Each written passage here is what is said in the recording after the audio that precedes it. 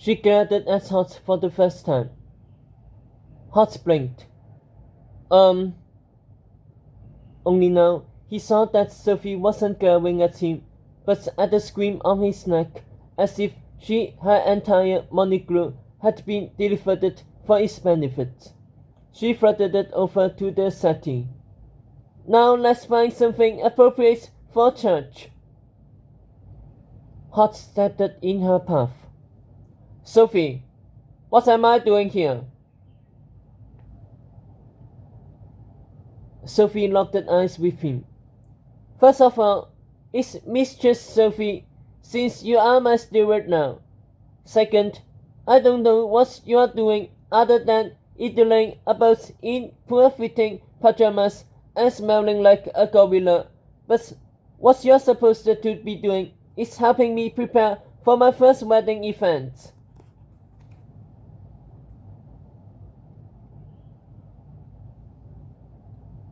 Look, no one's here. Get this thing off me, Hot demanded, pointing at his screen. Help me open bosses. I'm going to be late, Sophie puffed. I don't care. Sophie, you need to.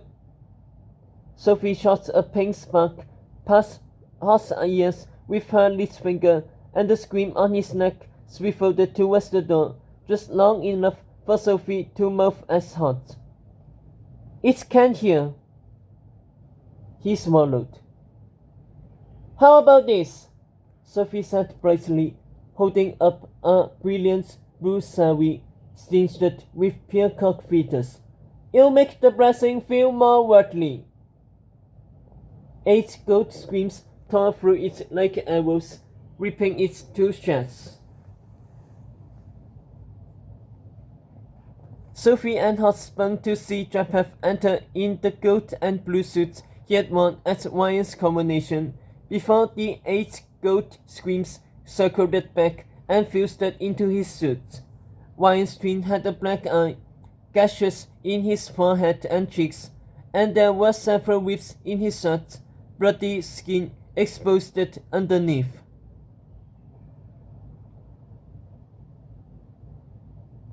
That is what you will be wearing to the blessing, he said to Sophie.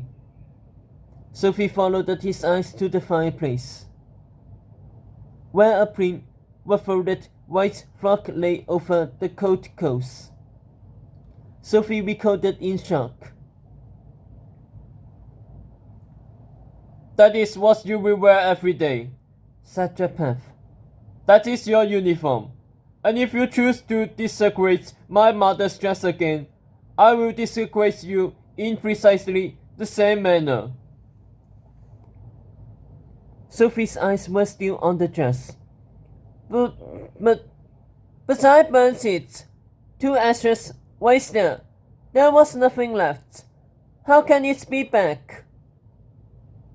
Meanwhile, Hot was gawking at Japheth, who looked like he had been murdered by a tiger. Japheth returned a glare and morphed into his black snake suit, the skin-tight screams revealing even more clearly the bloody whips in his armor.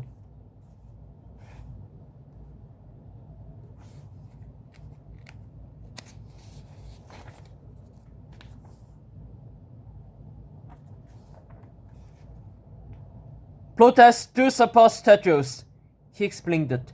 Put up a fight. Those dogs could have used the king's help, but he was too busy making deals to let prisoners free. He wiped the blood from his lip. Didn't matter in the end. There was nothing left of Am. He peered down at his own battered body, then turned to Sophie, who was still gazing at the fireplace. Japheth's eyes sparkled ominously.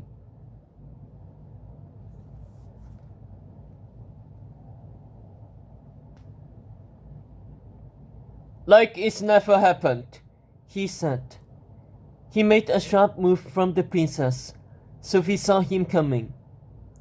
Don't touch her, Hot yelled, shrieking from the snake.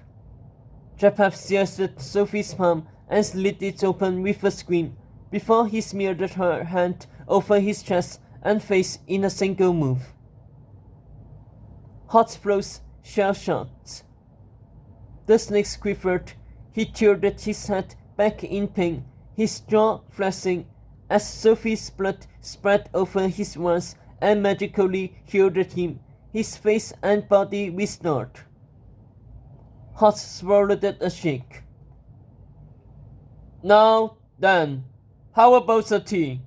the snake said, smiling at Sophie. "I'm making some for my brother. We are particularly about our tea."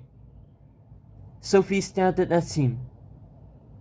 "It'll settle your nerves," said Japheth, referring to his gold and blue suit, shiny and clean. He grinned widened. "First wedding events and all." "No, thank you," Sophie wept. "Suit yourself," said Japheth. "Meet us in the throne room. You'll ride with us to the church." His eyes flickered to Hot. "You too, Stewart."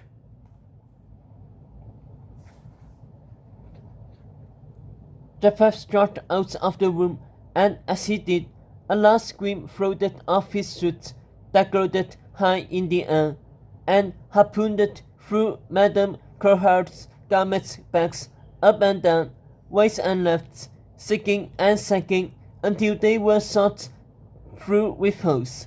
The scream receded after its master, the door closing softly behind it.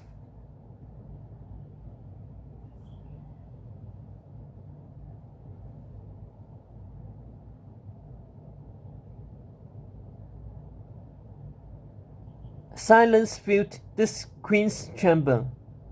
The eel on Hot's neck shifted over to the settee and found a garment bag that had slipped between cushions and stabbed it repeatedly, gurgling and grunting to itself.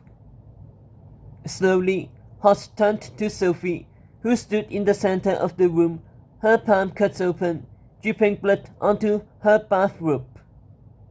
He noticed a shallower cut on the same hand next to the open gash. Japheth had done this to her before. Hot's stomach curled. What the hell? How could her blood heal him? What did I just see? Sophie looked at him, lost and scared. If she had had a plan in getting him out, she had lost faith in it. Help, her eyes said. Only Hot had no way to help, not until she told him why she had picked him over everyone else, not until she told him what was going on. Hot waited until the scream was well distracted, continuing to tear up Sophie's new clothes. Carefully, Hot wasted his least finger and wrote in tiny smoke letters that dissipated as they found. "Why am I here?" Sophie glanced over at the eel, stepping and gurgling. Then she wrote Hot back. "I twist you."